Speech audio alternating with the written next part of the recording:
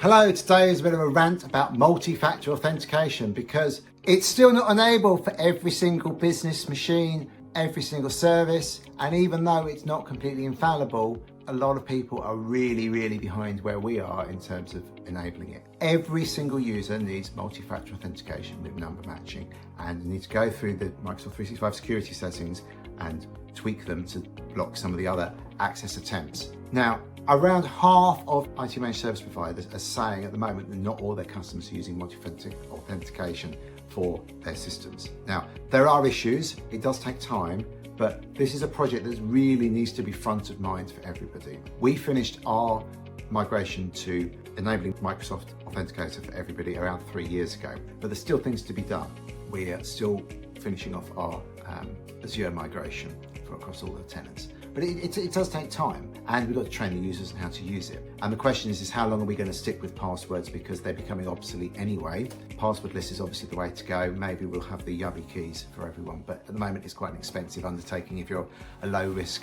But what I want you to think about today is whatever your position is with anything to do with technology, it's got to have multi-factor authentication or it should not be used. And Cyber Essentials mandates this, we mandate this across our customer base. And if you're working with someone and they say, oh, well, I'm not using this, it's just like, there is no option. Microsoft are enforcing you have to have it. There are no sensible people, no sane people that would deliberately have this turned off. So the reason that people don't enable it is because it's too much work or they don't understand the risks. So if you fix those two things, you will solve the problem. If it's too much work, bring a consultant to help you get over the line. If people are not doing it because they don't want it, they don't think they need it, you've got to educate them. And you've got to educate them now. Really, 4 or 5 years ago, you should have educated them. But there is no option. And then some people are still using like text message multi-factor authentication. That's no good. We want to stop that. We really want to use either the Authenticator app, preferably with number matching, or like fob, like the Yubby key. And eventually, as I say, I think we'll probably move everyone over to the Yubby keys. But then again, some of the phones now are starting to build in more encryption devices, so maybe that will work.